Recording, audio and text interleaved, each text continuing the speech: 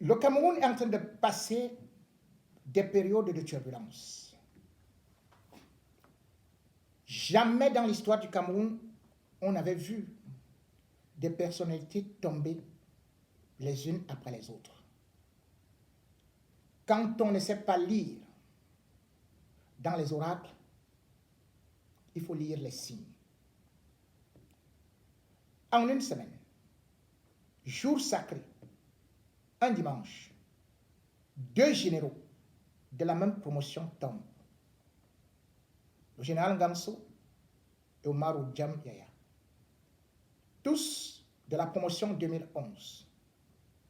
Tous ont défendu Paul Biya. Tous étaient ses fidèles et tous se rencontrent après cette revue.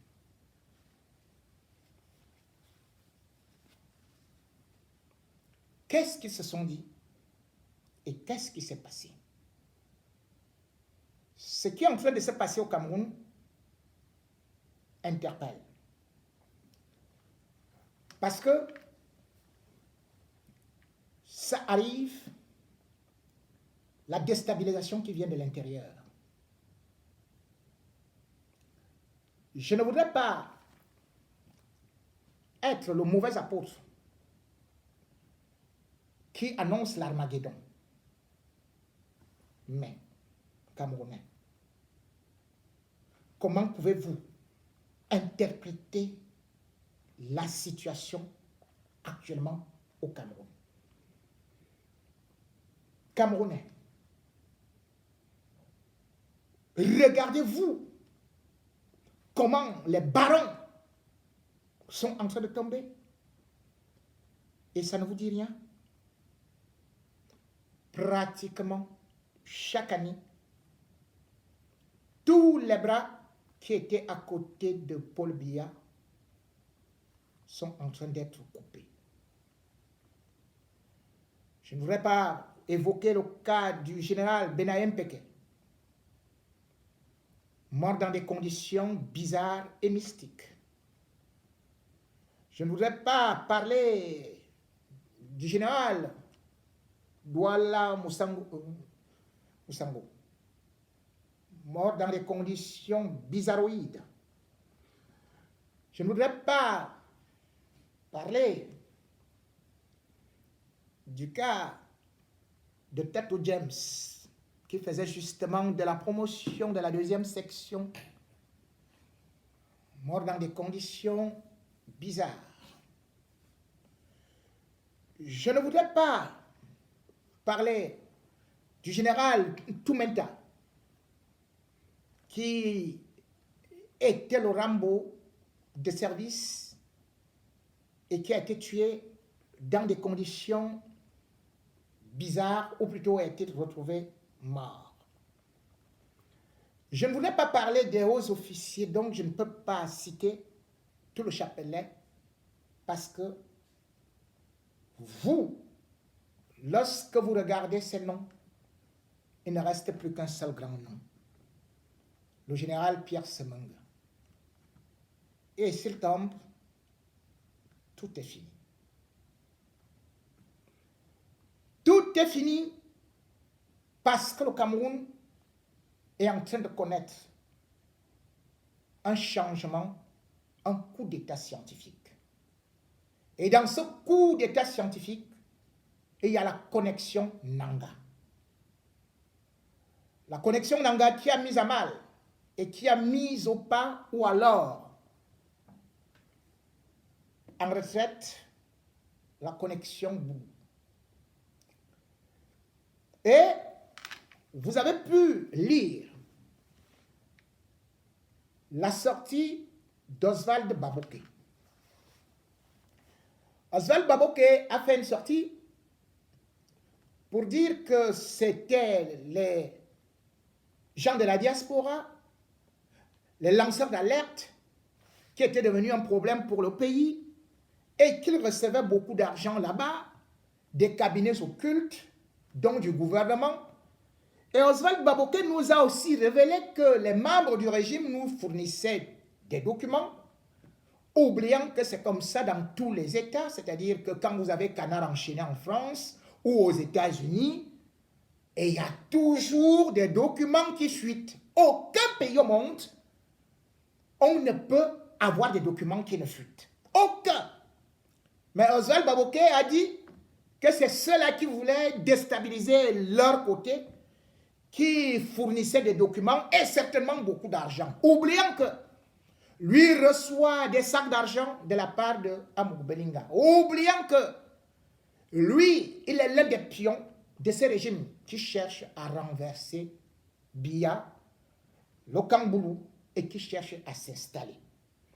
Je ne voudrais pas reprendre tout ce que Oswald Baboké a dit, parce qu'il n'est qu'un bras armé de l'homme à la banque, le show de Mamie Chantou. Et Oswald Baboké, parce qu'il a osé venir insulter l'intelligence des Camerounais, parce qu'il a osé jouer les donneurs de leçons, je vais lui poser des questions. Monsieur Oswald Baboké, qu'avez-vous fait pour être à la présidence de la République? Quelles sont vos compétences? Et comment se peut-il que vous ayez une résidence qui dépasse celle de Mobutu, avec bien évidemment des pistes d'atterrissage? À votre âge, à ce que je sache, votre travail ne vous autorise pas parce que vous n'êtes que fonctionnaire. Et en dehors de ça, vous êtes pasteur. Depuis 2001, vous dites que vous êtes un homme de Dieu et que vous avez donné votre vie à Dieu. Mais curieusement, ce n'est pas moi qui le dis, votre épouse, Crescence Baboké. C'est elle qui se plaint et si vous voulez, je vous envoie des captures d'écran où elle parle d'Eleboka, où on veut la fourvoyer. Qu'est-ce qui se passe entre votre épouse et Chantal Biya? Oui, comment avez-vous même d'ailleurs connu Chantal Biya? Avez-vous déjà expliqué aux Camerounais comment vous y êtes arrivé? On revient donc. Oui, c'était à la SFID, la Société forestière industrielle de Dimako, où justement la maman de Chantal Vigourou vivait avec quelqu'un là-bas. Mais M. Mongui, qui est votre père, oui, Mongui Soso, ancien président de la Chambre d'agriculture, c'est lui qui est devenu l'amant de la maman de Chantal. C'est par ce truchement que vous êtes arrivé au palais présidentiel. Ce n'est pas parce que vous étiez compétent. C'est parce que tout s'est passé par de petites relations et par la connexion Nanga à Dimako que vous êtes arrivé là et vous êtes devenu sous-fifre de Ferdinand Mamie Chantou.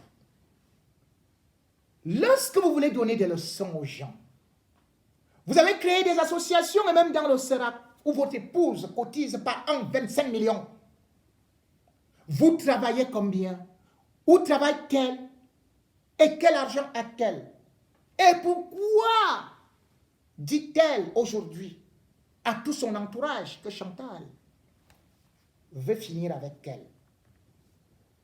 Ce que je voudrais juste vous dire, c'est que la connexion Nanga, et le peuple camerounais doit le savoir, parce que ce n'est pas tous les Nanga qui sont dedans, mais c'est vous, avec Ferdinand Gongo. C'est vous qui êtes en train de fomenter le coup d'État. C'est vous qui avez décidé de couper toutes les relations qui sont autour de Biya. Et c'est vous qui êtes en train de le déposer. Parce que vous croyez que le peuple camerounais n'y voit que dalle. Aujourd'hui, pourquoi est-ce que nous, que vous prétendez que nous donnons des fausses informations, que nous calomnions la famille présidentielle? C'est nous qui avons filmé Brenda Biya. Brenda Biya s'est filmé. Les vidéos, ce n'est pas le montage, comme vous êtes en train de dire. Chantal, Brenda Biya est en train de dire que ses parents l'ont abandonnée, qu'elle n'a jamais eu de l'amour. Elle est en train de décrire un certain nombre de choses parce que quand vous l'avez enfermée au palais, tout comme son frère, vous avez appris à ces enfants de ne prendre que de la drogue. Et parce que ces enfants n'ont jamais eu un encadrement, vous les avez abandonnés entre les mains des militaires. Et puis, aujourd'hui, alors qu'elle est dans un hôpital psychiatrique, où est Chantal Biya? Avez-vous vu une femme qui abandonne son enfant en détresse? Où est Chantal Biya? Dans la mesure où, elle qui est la marraine des Canals d'Or, elle n'était pas à la cérémonie. Elle aussi, elle est malade. Elle ne connaît plus tourner les reins. Pourquoi les Canals d'Or se sont tenus à Douala? Ce n'est pas votre machination? Oui, elle ne peut plus quitter Mvumaka parce qu'elle est là pour surveiller Biya et pour mettre en action votre plan de prendre le pouvoir. Sinon, une maman ne peut pas laisser son enfant en détresse. Son enfant qui crie, qui pleure. Ce n'est pas les activistes, ce n'est pas les lanceurs d'alerte qui ont inventé une histoire. Tous les Camerounais ont vu ça. Avez-vous vu une fille, un fils de chef d'État être maltraité ici? Mais vous dites que c'est nous, lanceurs d'alerte ou journalistes, que c'est nous qui voulons incendier votre côté, que c'est nous qui nous attaquons à la famille présidentielle. Mais posez-vous des questions.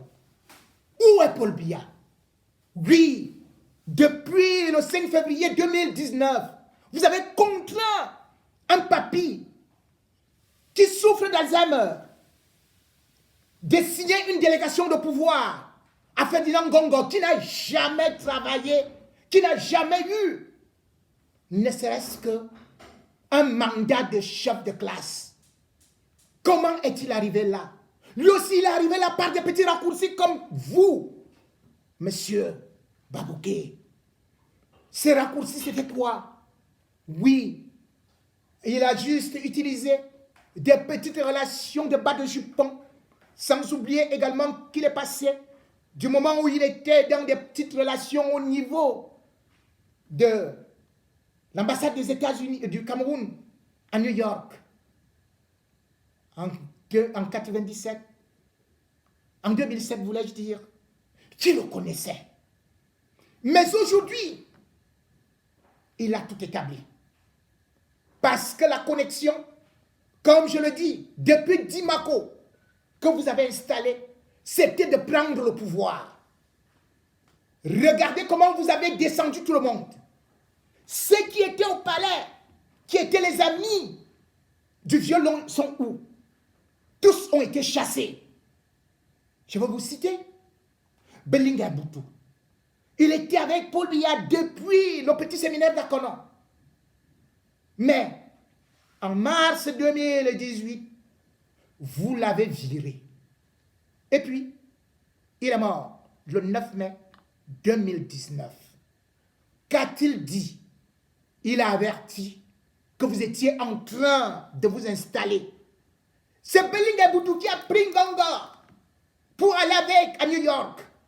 Et puis Ngongo est revenu au niveau du ministère des Relations extérieures, où il s'est installé comme secrétaire général en 2010. Et puis, bam, le 9 décembre 2011, le voilà qui est propulsé à la demande de Chantal, secrétaire général de la présidence de la République. C'est votre connexion. Ce n'est pas la connexion de la République. Et vous avez tout mis pour que vous vous installiez. Ngongo a tout fait.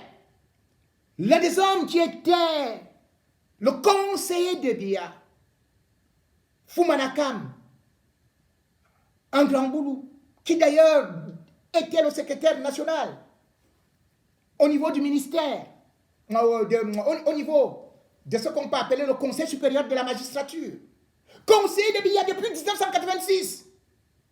N'a-t-il pas fait un drôle d'arrêt cardiaque chez lui, au lac? Et puis, bam, il a été évacué au niveau de Genève. Il en est mort. Tous ceux qui étaient les doyens au palais présidentiel n'y sont plus. Il n'y a que la connexion Nanga, désormais, qui est là-bas. Oui. Et vous avez tout fait pour continuer à installer les gens partout. à l'ARMP, régulation des ceci, agence de régulation des marchés. Oui. Et vous avez essayé autre chose, à savoir qu'il fallait un véritable coup d'État qui était totalement scientifique en écartant deux personnalités, Betty Assaman et bien sûr René Sadi. Ngongo est parti proposer à Biya de nommer, bien évidemment, celui qui a la basilique, Samba. Vous avez proposé qu'il devienne ministre de la Défense pour parachever l'œuvre, puisque Ngongo a placé au niveau du secrétariat d'État à la Défense Galax et Toga, qu'il contrôlait déjà depuis le ministère des Relations extérieures. Tous les renseignements passent par lui et passent par Madame Bidumpat. Pendant ce temps, il contrôle le BIR. Oui. Et il s'est tissé une grande relation avec Atanganji. C'est Atanganji, avec la promotion de Ngongo, qui est aussi promu, curieusement, comme secrétaire national de la Défense. C'est-à-dire que c'est lui qui contrôle tous les renseignements du Cameroun depuis. Et il est votre ami. Vous nommez tous les préfets. Vous nommez tous les sous-préfets. Vous nommez tout dans l'administration territoriale. Parce que vous voulez avoir la main partout. Oui, ce coup d'État pour mieux le parachever. Vous avez chassé René Sadi. Parce que René Sadi est celui-là que vous voulez tuer. René Sadi est celui-là qui, bien évidemment, était le plus expérimenté de ce gouvernement. Vous avez chassé tout le monde de la présidence. Qui est encore à la présidence? Vous savez qui vous avez nommé à la présidence? Mongolo, Cléopas, comme intendant adjoint. Intendant adjoint, nommé le 16 décembre 2019, à l'âge de 27 ans, il sortait à peine de la section A de l'ENAM. Section administration générale. Et vous le nommez. Et qui est-il? Il est le neveu de Chantal Biya. Parce que, effectivement, la mère de Chantal, c'est sa sœur qui est la mère de Cléopas Mongolo. C'est lui qui gère la rénovation de tout le patrimoine. Vous l'avez nommé. Il est au-dessus de Mbondayolo, qui est le directeur du cabinet civil. Qui, actuellement, n'est pas de votre rang au palais. Le seul que vous ne voulez pas actuellement, ils sont deux dans le palais, que vous n'avez pas réussi à expulser. C'est Charles Akwabongo, qui est le commandant de l'AGP. Vous avez fait un décret, soi-disant que vous vouliez faire les nominations. Il a déchiré ça parce qu'il vous voyait venir. Même le commandant de l'AGP, celui qu'on appelle Aevo. Où est le général Aevo? Vous régnez en maître absolu au palais. Et le peuple camerounais est là. Je dis, pourquoi est-ce que vous avez eu peur de René Sadi? Parce que vous saviez que René Sadi, en 1975, lui, il est sorti de l'IRIC. Il est le professeur du professeur de Ngongo. En 1975, voulais-je dire, il était déjà secrétaire au niveau du ministère des Relations extérieures. Il a été en 1982 le directeur de l'école des cadres de l'UNC, dont autant d'Aïdjou. Et quand Biya le voit, il le nomme comme directeur adjoint du cabinet civil en 1985. C'est René Sadi qui était la matrice intellectuelle.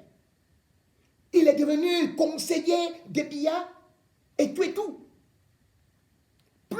L'homme qui était à la présidence depuis, vous avez réussi à l'expulser.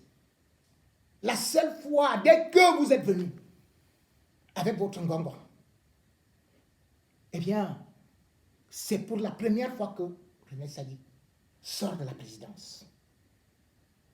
Parce qu'il a même été secrétaire général adjoint. Donc c'est en 2011 que la première contrainte, on dit, il faut déjà l'enlever. Mais il y a le nom dans un ministère qu'on appelait administration territoriale et de la décentralisation. Vous avez vu qu'il a beaucoup de pouvoir là-bas. Bien que Biya l'ait rappelé, il est resté combien de temps au palais? 10 mois. Le réseau de Chantou, Ngongo, l'a balancé au ministère de la Communication pour aller se griller. Vous avez peur de lui, parce qu'au niveau de la diplomatie, il a été supérieur à vous. Lui, il est du comité central du RDPC depuis d'ailleurs des années. Il a même été secrétaire général du bureau.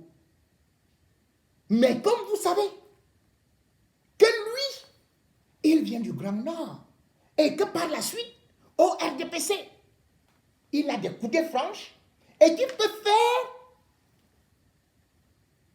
une jonction entre le Nord et le Sud, vous êtes en train de vouloir le tuer.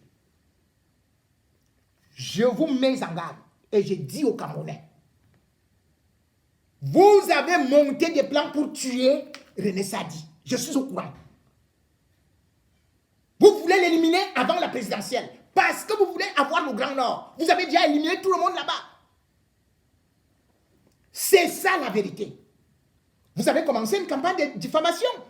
Mais monsieur, Oscar Babouké, c'est pas vous qui payez les journaux là-bas pour salir par exemple René Sadi en disant que wow, on lui a donné 1 milliard, oh pour la CAN, wow, on a donné ceci et cela. Et pourtant c'est lui qui doit gérer la communication et le marketing de la CAN.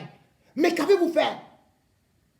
Vous avez créé la task force pour voler entre vous et le jeter. Vous m'envoyez des documents. Pourquoi vous me les envoyez? Comme je ne les publie pas, vous vous fâchez. Montrez que vous m'avez déjà donné de l'argent, non? N'est-ce pas? Je vous ai dit que je ne négocie pas avec vous. Vous partez, vous essayez parce que vous êtes en train de corrompre tous les journalistes pour combattre l'idée qu'un nordiste peut revenir au pouvoir. Et parce que vous savez que vous avez dit aussi balayer le diable là-bas. À peine on a donné juste les pouvoirs en Ngongo. Qu'est-ce qu'il a fait? La première des personnes qui voulait arrêter, qui l'a arrêté, c'était Mbongo. Parce qu'il savait que c'est le plus dangereux. Et après l'avoir jeté en prison, il est parti s'installer dans la maison de Mbongo, à Bastos, pour bien le narguer. Qu'a-t-il fait avec Ivuna? Ouais, il est parti acheter tout Nyom. Le voilà qui a déjà la garde présidentielle comme un président. Vous avez écarté tout ce qui était là. Et l'autre obstacle que vous avez aujourd'hui, c'est le contre-amiral Fouda. Parce que le contre-amiral Fouda est celui-là qui continue à siffler dans l'oreille de Paul Biya. Et vous voulez le neutraliser. Vous avez d'abord neutralisé son enfant, qui était du Bir, et qui lui donnait des renseignements. Vous vous rappelez que le 3 avril 2015, votre gang a tué son enfant, a tailladé ses oreilles, coupé le bras, coupé la jambe, et est parti le jeter dans des rails. Mais comme le contre-amiral Joseph Fouda ne connaissait pas encore qu'il y a un complot qui était en train de se jouer, vous avez tout fait pour le désorienter, et il est parti prendre 2 jeunes de 21 ans et 22 ans qui ont passé près de 6 ans en prison, alors que vous étiez en train de parfaire votre plan. Parce que vous savez que Ngongo est un incompétent. Parce qu'il n'est pas celui-là qui jouit d'une quelconque onction. Mais vous voulez passer par la force en détournant l'argent de la CAN, l'argent du Covid, et en voulant mettre tous les autres en prison, en voulant les jeter en pâture. Et comme moi, je ne suis pas dans votre camp, Vous dites qu'il faut l'anéantir. Vous avez fait un plan contre l'amiral Joseph Fouda et contre Betty Assoma et contre René Sadi. C'est vrai que vous redoutez beaucoup René Sadi. Parce que vous savez que non seulement il est chrétien, mais encore il est du Grand Nord. Et il est aïdioïste. Parce que même après le départ d'Aïdjo, il était resté diriger l'UNC pendant 2 ans avant que Biya le prenne au RDPC. Vous savez que c'est un cacique. Et vous savez que parmi vous tous là, s'il y a quelqu'un qui peut-être n'a pas beaucoup volé, parce que je ne sais pas s'il a... C'est lui. Et le contre-amiral Fouda, pourquoi vous voulez l'éliminer? Parce que quand vous êtes venu avec le dossier de ce monsieur que vous avez installé, qui a la basilique, vous avez dit que c'est lui qui doit être ministre de la Défense. Le contre-amiral Fouda a dit à Biya que si tel est le cas, il démissionne. Et Biya ne pouvait pas. Vous connaissez comment est-ce que le contre-amiral Fouda est entré dans le cœur de Biya? Je vous relate, cher Camerounais. Et à vous, jeune Oswald Baboké, puisque vous ne connaissez même pas l'histoire de votre pays, ni ceux qui sont là à côté, c'est par le truchement de la première dame, la vraie Jeanne Irène. Oui, à cette époque-là, le contre-amiral Fouda était encore un garçon pauvre, puisqu'il n'est pas parenté à Biya, mais il habitait Liguéjois et partait souvent comme ramasseur de balles.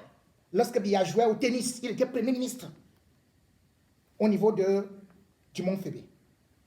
Et c'est ainsi qu'il va sauter de par sa serviabilité devant la première dame, Jeanne Irène, parce qu'il va porter les sacs, venir mettre et tout et tout. C'est ainsi que Biya va accepter, un peu l'encadrer, va payer certaines de ses études, le mettre à l'EMIA, et puis il sera formé par Roger Motazé, que certains d'ailleurs, qui a été tué, pour souffler à l'oreille de Biya. Aujourd'hui, vous êtes venu parce qu'il est là, parce qu'il a dit qu'il ne veut pas de votre ministre de la Défense, parce que vous avez dit à tout prix. Il ne vous reste plus que des postes clés, à peine 2 postes clés, pour réussir votre coup d'État. J'appelle la vigilance du peuple camerounais pour vous barrer la route. Vous avez déjà trop d'argent. Mais ne croyez pas que vous allez acheter toutes les consciences. Ce que vous avez fait pendant le temps, vous voulez maintenant montrer que c'est les autres qui font ça. Vous avez nourri des faux journalistes, créé des fausses radios, des fausses presses. Et vous venez actuellement vous plaindre. Vous voulez montrer maintenant que c'est nous qui fabriquons des histoires. Non, de toutes les façons. Je vais encore approfondir vos complots. Dans votre propre camp, vous dites que ce sont les gens de votre camp qui nous donnent les documents. Et bien évidemment que même ce que vous faites dans votre maison, puisque j'ai dit votre propre épouse, comment je connais ce qu'elle dit par rapport à Chantal Biya? Comment je le sais? Ce qu'elle dit par rapport à vous, Oswald Baboké.